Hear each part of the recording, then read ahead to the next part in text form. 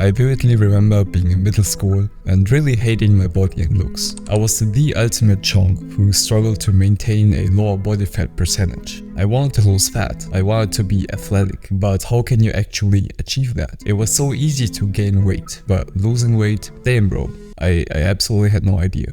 After countless cycles of constantly messing up my exercise and diet, binge eating, anxiety and struggling, I've slowly learned the core principles to stay lean all year round and regain my confidence, without being at gym 24/7. Like you, I got other things to do. Busy at university, trying to get a social life, etc. I am exactly a guy like you. This is a guide for all of you guys who want to get lean and have an aesthetic body. If you want a body like a powerlifter or these huge gym bros, this video is not for you. But imagine being the guy where everybody's like, damn, he has this nice body the entire year. How do you do that? If you want to have a good looking lean body, not once, not twice, but for the entire year, keep watching. Quick disclaimer, this is actually not a fitness channel. I talk about productivity, lifestyle and self-development, basically improving many areas of life.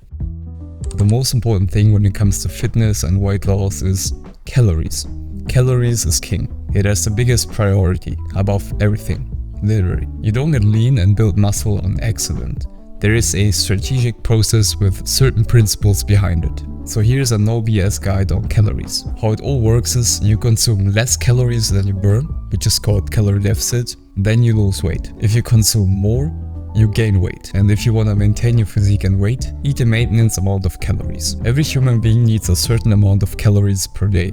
And to calculate your daily maintenance calorie intake, just Google Calorie Calculator. You are asked to enter basic information like your weight, gender and so on, and skadoosh, it prints out a number. But yours can look slightly different depending on your data. So if you want to get lean, you need to be in a calorie deficit. So take the number you got from the calculator and subtract about 300 from it to be in a slight calorie deficit. And this is the amount of calories you wanna eat for healthy weight loss. 300 calories is not drastic and you will most likely not even notice that you are in a deficit. And the beautiful thing is, you can consume these calories however you want.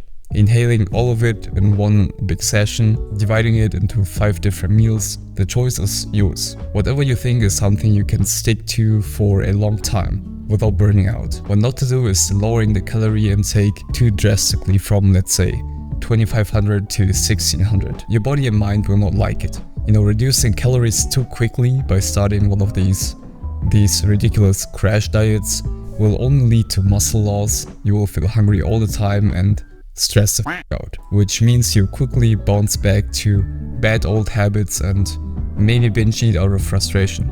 Happened to me before. Not sustainable. We need sustainable and reliable principles for nutrition and exercise that will still benefit us in a couple of years. We want to stay lean the entire year, right? What is looking amazing for just 1 month and then destroying it all because you went on a binge eating session and skipped the gym too many times? And also eating broccoli, brown rice and chicken breasts every day is not sustainable and definitely not required to build a good body. In fact, I've been a big binge eater for the majority of my life. I even created an Instagram food account to kind of justify my eating lifestyle. I was able to cure my binge eating, but I talk about this in another video. What I want to say is that despite binge eating and having a busy life, it is absolutely possible to stay lean all year round. So this brings me to the next point, diet, which I would say makes 70% of the fitness success. And let me tell you, if you stay in a calorie deficit, you can even eat whatever you want.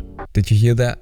Big portions, eating out, all of it. As long as you don't overeat, stay in your appropriate caloric range and get enough proteins, you can, in theory, eat everything you want. Hell, you can even eat chocolate or butter the entire day. Of course, health-wise, this is how beneficial. I would not recommend it.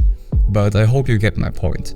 Calorie deficit. A calorie deficit was the secret of how I maintained a good body despite suffering from binge eating. I ate a lot of junk, but managed to stay in a calorie deficit or maintenance the whole time. But don't get me wrong, I want you to eat healthy as often as you can. But it's okay if you enjoy junk food or eat out occasionally.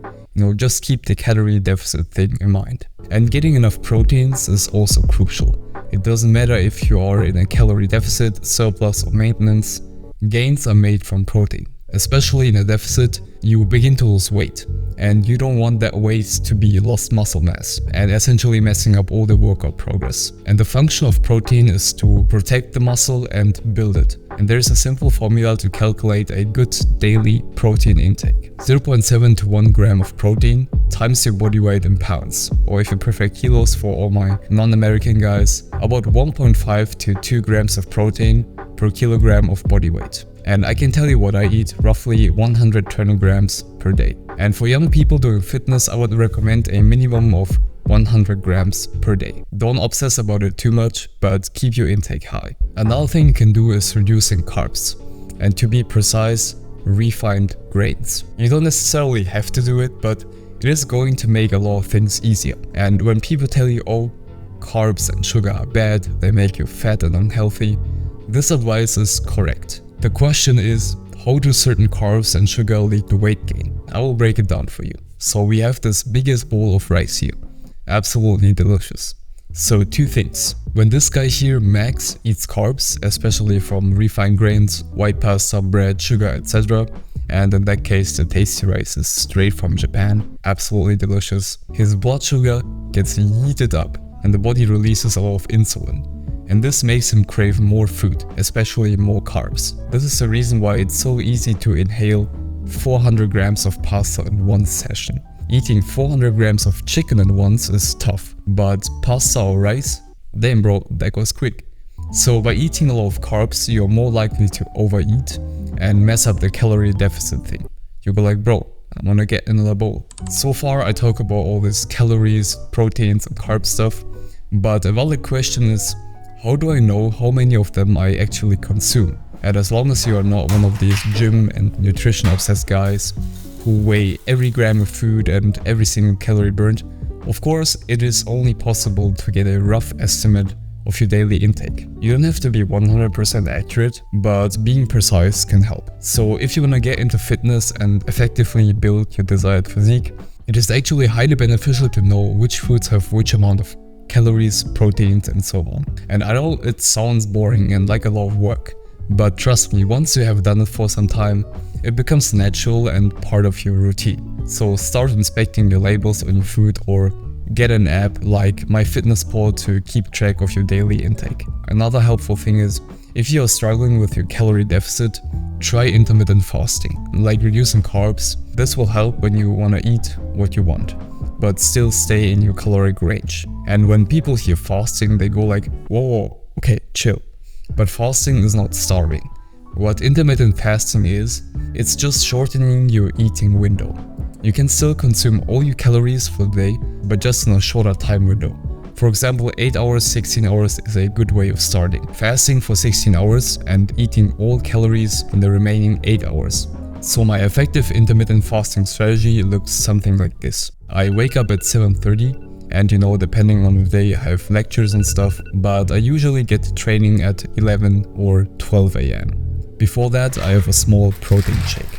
But since it's powder and it doesn't really have to be digested, it doesn't count as breaking the fast. I train for about an hour, either in the gym or at home, and I usually have my first meal of the day at around 1 PM. I eat a medium portion with lots of protein, because after the workout the body can absorb all the nutrients and protein the best to build muscle. And then I usually don't eat for 5 to 6 hours, but often drink a small protein shake at 3 PM. At 7 PM I have my second and last meal of the day. Again, a medium to big portion to get all the remaining calories for the day. But let's talk about the other 30%, which is exercise. Back then when I wanted to lose weight, I did in fact not reduce my calories, but increased my workout volume by a ton. By doing a lot of cardio, especially a lot of running. I had to do that because I still suffer from binge eating, and I simply loved eating a lot. But you can also do it the other way around. So normal amount of exercise, especially lifting weights, and just lowering your calorie intake. Whatever suits you best. So most people are really busy in work, social life, uni. We don't have much time. So a minimal training routine is the best solution here.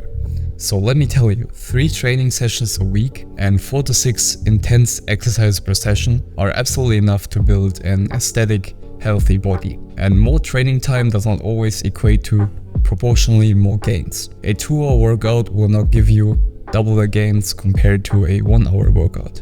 So now we are training 3 times a week, life is good, but what exactly to do in the gym or at home? I want you to lift heavy. It is realistically increasing the intensity of the exercises, and this applies to every person, whether you are a beginner or advanced, training at home or in the gym.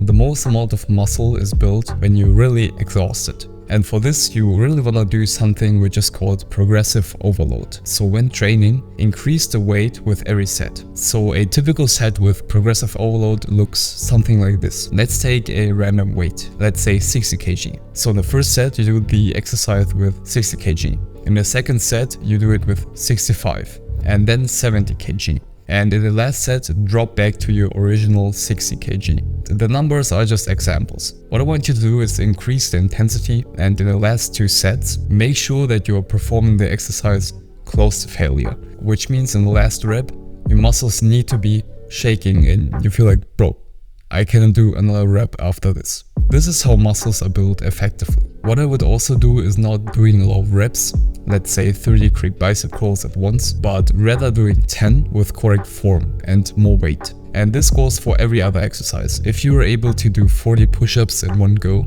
transition to 20 incline push-ups. Lifting heavy plus progressive overload is really going to make a difference. So ask me any questions in the comments on Instagram or join the free Discord server. And share the video with a friend who needs to see this. Stay focused.